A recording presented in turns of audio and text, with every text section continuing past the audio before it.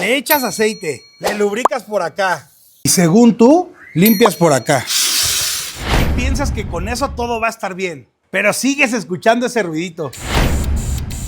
Está bien que le metas mano a tu moto, pero sigues adivinando.